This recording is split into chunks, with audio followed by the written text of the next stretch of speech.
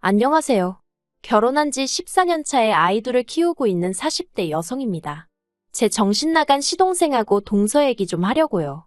막말로 그 두 XX 때문에 열받아서 이렇게 글까지 쓰게 되다니 지금도 치가 떨리네요. 지금 돌이켜 생각해보면 뭐가 그렇게 좋았는지 남편하고 결혼할 때 이것저것 재보지를 못했어요. 굳이 변명을 하자면 제가 워낙에 어려서부터 어렵게 살다 보니 탈출구를 찾고 있었던 것도 같고요. 그러나 중에 6살 많은 남자가 내가 너무 좋다지 돈도 많이 번다고 하지. 그러니까 마음이 기울었나 싶기도 하네요. 그리고 실제로 결혼하고 몇 년은 정말 행복했습니다. 남편이 따박따박 가져다주는 월급으로 살림 꾸리고 애들 키우는 재미가 있었어요.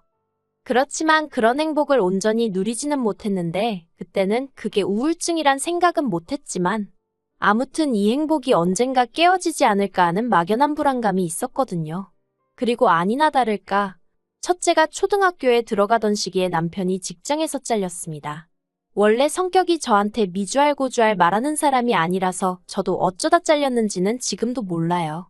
하지만 회사가 어떻게 자기한테 그럴 수 있냐며 분통을 터뜨리는 모습을 보곤 뭔가 억울한 일이라도 있었나 하고 저 혼자 추측만 할 뿐이었죠.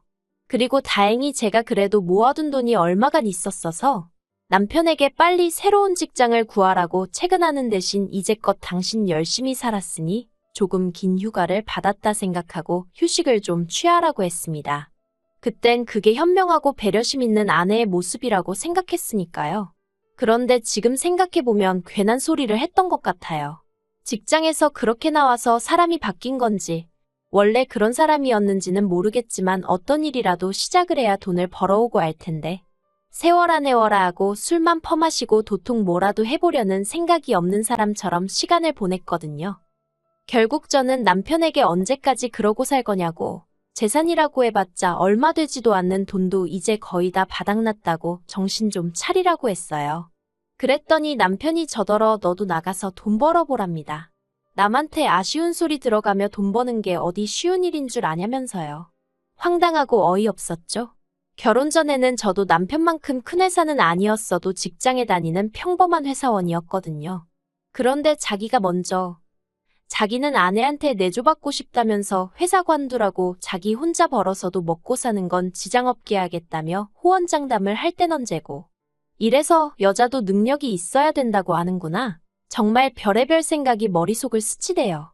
그래서 남편더러 알겠다고 나도 나가서 돈 벌 테니까 당신도 내일부터 당장 일자리 알아보라고 했어요. 그런데 제가 말은 호기롭게 했는데 생각해보니 애들을 맡길 곳이 마땅치도 않고 일을 어쩌나 싶었습니다. 그래서 일단 어머님께 연락을 드렸어요. 평소에 저희 애들을 예뻐하시기도 했고 제가 평소에 어머님께 잘해드렸거든요.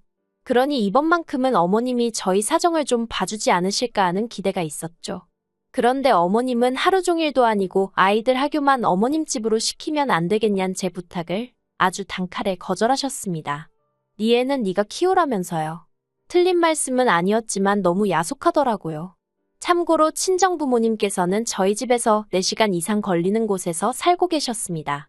그러니 한마디로 물어보나마난 상황이었죠. 그래서 결국 저는 집에서 하는 일을 알아보다가 온라인으로 장사를 시작했습니다. 제가 뭐 딱히 손재주가 있는 것도 아니고 해서 중국에서 이것저것 사다 팔았는데 그게 생각보다 일이 어렵지 않고 이윤도 괜찮게 남더라고요. 그래서 첫 달에는 100만 원밖에 못 벌었지만 이후로 조금씩 늘어서 1년이 지났을 땐 그래도 달에 3, 400은 벌기 시작했습니다. 그러자 처음엔 기껏 취직하겠다고 큰소리 치더니 겨우 하는 게 1,000원, 2,000원짜리 파는 거냐며 무시하던 남편도 언젠가부턴 이달엔 얼마나 팔았냐며 관심을 보이대요. 참고로 남편은 이후로 예전 회사에서 같이 일하던 직원이 차린 회사에 나가고 있었어요. 일하는 시간은 저보다 길면서 돈은 저보다 덜 벌었고요. 아무튼 그렇게 장사를 해오던 어느 날 청천벽력 같은 소식이 들려왔습니다. 그날도 평소랑 다를 것 없는 날이었는데 어머님한테 전화가 왔어요. 그리고 어머님은 다급한 목소리로 아버님이 지금 119에 실려가셨다며 저더러 당장 병원으로 오라시대요. 놀라서 하던 일도 멈추고 병원으로 쫓아가니 뇌경색으로 쓰러지신 아버님이 자리에 누워 계셨어요. 이후로 아버님은 중환자실로 들어가셨고 결국 요양병원으로 가시긴 하셨지만 그 과정에서 모든 병간호는 제 몫이었습니다. 남편은 회사 일을 핑계로, 어머님은 나이를 핑계로 병간호는 못한다지. 그렇다고 24시간 내내 간병인을 쓸만한 형편도 아니었지. 그러니 자연스레 그 화살이 저한테 향하더라고요. 사실 남편에게는 겨우 2살 차이 나는 시동생도 있었는데 시동생과 동서 중 누구의 뜻이었는지 아니면 부부가 한마음이었던 건지는 몰라도 처음부터 병간호는 못한다며 대신 차라리 돈으로 때우겠다고 하대요. 그래서 제가 돈은 나도 있다고 했지만 뭐 무조건 못한다고 배째라고 나오니 한마디로 제가 어떻게 할 방법이 없었죠. 하지만 제가 병간호를 떠맡은 건 단지 이런 이유만 있었던 것은 아닙니다. 저는 그저 제 애들 보기 부끄럽지 않게 제 할 도리는 하겠다는 마음으로 아버님 병간호를 한 거예요. 병간호 하느라 피곤한 것과 모른 채 하고 찜찜한 것 중에 고르라 하면 몸은 피곤할지언정 마음이 떳떳한 게 낫다고 생각하기도 했고요. 하지만 아버님은 결국 3년 만에 돌아가셨습니다. 그리고 그때까지 시동생은 이론 한 푼 내놓지를 않았어요. 자기들도 애 키우고 어쩌고 하느라 돈 들어갈 데가 많아서 도통 여유가 없다면서요. 그리고 하늘도 무심하시지. 아버님께서 돌아가시고 얼마 지나지 않아 어머님이 대장암 3기라는 진단을 받으셨습니다. 그리고 이때부턴 정말 하루에도 몇 번씩 눈물만 났어요. 왜냐하면 남편이고 어머님이고 당연히 제가 어머님 병간호를 해드릴 거라 생각하는 눈치였거든요. 남편은 심지어 저더러 자기 어머니를 살려달라며 눈물을 보이는데 어이가 없어서 환장하겠더라니까요. 정말이지. 이게 내 팔자가 사나워서 이런 건가? 아니면 이 집구석에 뭐가 있기라도 한가? 솔직히 돌아가신 아버님을 탓할 일도 아니고 어머님이 원해서 암에 걸리신 것도 아닌데 정말 두 분 다 원망스럽고 남편도 꼴 보기 싫고 애들한테도 미안하고 아무리 생각해도 나는 잘못한 게 없는데 왜 내가 이렇게 고생을 해야 하나 싶은 게 정말 어디 아무도 없는 데 가서 꺼이꺼이 울고 싶은 심정이었어요. 그리고 결국 저는 죽이 되든 밥이 되든 하는 데까지 내보자 생각하고 또 어머님 병간호를 시작했습니다.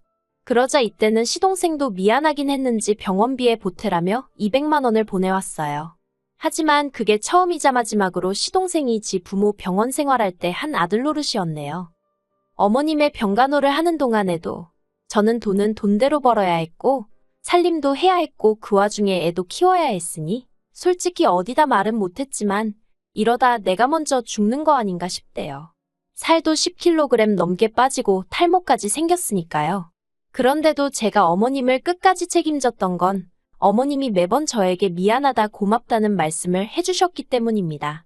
그래도 알아주시니 감사해서 그리고 그런 어머님이 안쓰러워서 그냥 힘닿는 만큼은 어떻게든 해보자 하곤 버틸 수 있었달까요?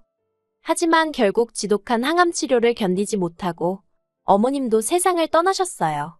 그리고 어머님이 저와 남편 앞으로 당신이 사시던 작은 아파트 한 채를 남기셨지요. 그래서 남편과 저는 그 아파트를 팔아서 저희 대출을 갚았습니다. 사실 아버님 때부터 시작해서 저희가 매번 병원비를 부담하고 있었기 때문에 정작 저희 대출은 이자만 간신히 갚아가는 정도였거든요. 그리고 저희는 병원비 때문에 마이너스 통장도 쓰던 상황이었기에 그것도 정리했습니다. 그렇게 갚을 거 다 갚고 정리하고 나니까 1억 4천 정도 남더라고요. 솔직히 마음 같아선 그 돈 전부 다 제가 갖고 싶었어요. 저도 사람인데 그간 제가 한 고생에 대해서 보상을 받고 싶었던 게 솔직한 심정이었죠. 하지만 법이라는 게 그렇지 않으니 시동생에게 정확히 반 갈라줬습니다. 그런데 얼마 전, 그러니까 어머님 돌아가신 지 반년쯤 되던 시기였거든요. 생각지도 못한 이야기가 들려왔어요. 시동생네가 이혼을 하기로 했답니다. 제가 남편에게 갑자기 뜬금없이 그게 무슨 소리냐고 물으니 남편이 저희가 준 7천이 문제였던 것 같대요. 그래서 제가 그게 무슨 말이냐고 알아듣게 설명 좀 해보라 했습니다. 그리고 그렇게 듣게 된 이야기는 정말 말 같지도 않고 웃기지도 않대요. 동서가 어머님 사시던 아파트 매매가가 얼만지 알아봤는데 왜 자기들 몫이 7천밖에 안 되냐면서 난리를 쳤다나요? 그리고는 시동생더러 저희를 만나서 단판을 짓고 오랬다는 거예요. 가서 정확히 절반을 받아오라고 안 그러면 이혼이라고요. 그런데 시동생이 형님이랑 형수 그러니까 저희가 병간호만 몇 년을 들었는데 그동안 자기네가 한 게 뭐가 있다고 그런 소리를 할 수 있냐고 못한다고 버텼나 봅니다. 그래서 결국 이혼하기로 했다는 거예요. 7천 중 5천은 동서가 가져가기로 했고요. 그 소리를 듣는데 기도 안 차서 솔직히 둘이 비슷하니 한 이불 덮고 살지 싶었고 그러면서도 지부모가 아픈데 코빼기도 안 비추는 시동생이 문제지 동서가 문제겠냐 싶어서 동서한테는 병원에 오라 소리도 한 번 한 적이 없어요. 그런데 둘이 이혼하게 된 이야기를 듣고 있으니 시동생도 불쌍하고 동서가 문제다 싶대요. 하지만 거기까지였을 뿐 제가 나설 자리도 아니다 싶었고 제가 뭐 달리 해줄 수 있는 것도 없더라고요. 그저 어이가 없다고 말 한마디만 했죠. 그런데 남편이 제 눈치를 살살 보더니 그러지 말고 그냥 우리가 돈을 좀 더 주면 어떻겠냐입니다. 저 나이에 자기 동생 갑자기 혼자 되면 어떻게 사냐고요. 황당하고 기도 안 차서 남편한테 그 나이에 혼자 사는 남자가 얼마나 많은데 걱정할 걸 하라고 했어요. 무슨 한두 살 먹은 어린애도 아니고 굶어 죽기야 하겠냐고 멀쩡히 직장 다녀 집 있어 뭐가 걱정이냐고요. 그랬더니 집도 동서한테 뺏기게 생겼다면서 어쩌면 좋냐고. 그래서 제가 등신마냥 그걸 왜 다 뺏기고 있느냐고 밥그릇은 알아서 챙기라고 한마디 해버렸습니다. 하지만 남편은 계속해서 저더러 돈만 좀 더 챙겨주면 이혼은 안 할 것 같은데 어떻게 안 되겠냐고 저를 조르는 거예요. 결국 듣다 못한 제가 남편더러 동생하고 나란히 손잡고 이혼남 되기 싫으면 조용히 하라고 했어요. 그런데 어이없게도 동서가 저에게 직접 연락을 해왔습니다. 그리고는 자기네 이혼하기로 한 이야기 들으셨냐길래 들었다고 뭐 성인들끼리 그렇게 결정을 내렸다니 어쩌겠냐 했죠. 그랬더니 저더러 한다는 말이 뭐 느끼는 바가 없냐입니다. 그래서 제가 느끼는 바 있었지. 동서가 참 무서운 사람이구나. 그걸 느꼈어. 하고 한마디 쏘아붙였어요. 그랬더니 자기는 제가 더 무섭다며 어떻게 어머님 아버님 재산을 멋대로 처분할 수가 있냐면서 그깟 7천만 원 뭐 이거나 먹고 떨어져라 하면 자기네가 떨어져 나갈 줄 알았냐입니다.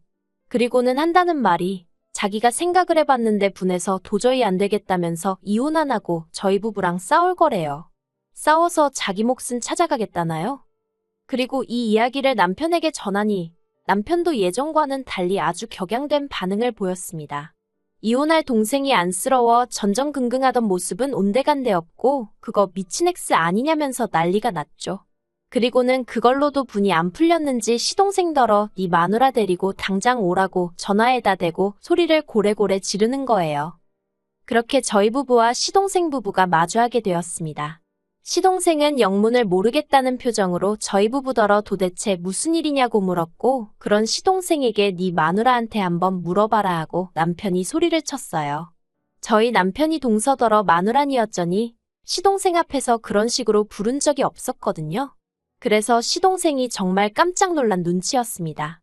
그리고 그때 동서가 자기가 뭐 못할 말이라도 했냐면서 시동생더러 내가 형님한테 법적으로 해보자고 그랬다고 싸워서라도 우리 목숨 받아내겠다고 그랬어. 하곤 언성을 높이대요. 그러자 시동생은 한숨을 푹 내쉬었는데 놀랍게도 그게 다였어요. 솔직히 저는 시동생이 자기 마누라한테 뭐라고 말 한마디라도 할 줄 알았습니다. 네가 뭔데 나서냐? 가만히 있어라 뭐 그런 말이요. 그런데 시동생은 화를 내기는커녕 저희 남편더러 그래서 지금 자기더러 어쩌라는 거냐고 무슨 애도로 이런 자리를 만든 거냐고 짜증을 내기까지 했죠. 역시 서로 비슷하니 한 이불 덮고 살지 않은 제 생각이 맞다 싶었습니다. 그리고 그런 시동생에게 남편이 네가 사람 자식이 맞냐면서 기어이 주먹질을 하려는 걸 제가 간신히 말렸어요. 혹시나 나중에 법적으로 정말 다투게라도 되면 괜히 트집 잡힐 일이나 생길 것 같단 생각에 본능적으로 남편 주먹을 낚아챈 거죠. 남편은 분을 삭히지 못하고 씩씩거리며 시동생더러 어디 한번 마음대로 해보라고 욕을 퍼부었고 그러자 시동생이 조금 전 기세는 온데간데 없이 아 진짜 형 한 번만 좀 도와줘. 정말 내가 이혼당하는 꼴을 봐야 직성이 풀리겠어 하는데 남편이 당장 눈앞에서 꺼지라며 네가 원하는 대로 법대로 해보자고 그러대요. 하지만 그 일이 있으므로 소송을 건의어쩌니 하더니 집으로 종이 쪼가리 한 장 오는 게 없었습니다. 대신에 어처구니 없는 소식이 들려왔지요. 한통 속인 것 마냥 굴던 시동생 부부가 이혼 소송 중이라고요. 속사정이 정확히 어떻게 된 건진 모르겠지만 시동생이랑 동서가 서로 탓을 하고 있다나요. 시부모님 생전에 시동생이고 동서고 뭐 한 게 없으니 법적으로 재산 가지고 다퉈볼래도 답이 안 나온다 싶었던 건지 뭐 아무튼 저희야 그쪽에서 어떻게 나오든지 간에 이번엔 형제고나 바리고 한번 제대로 붙어볼랬더니 웃기지도 않네요. 사람이 사람돌이는 하고 자기 권리를 찾아야지. 정말이지 그런 심보로 살면 언제가 됐든 벌 받는다고 그 말 한마디 해주지 못한 게 한입니다.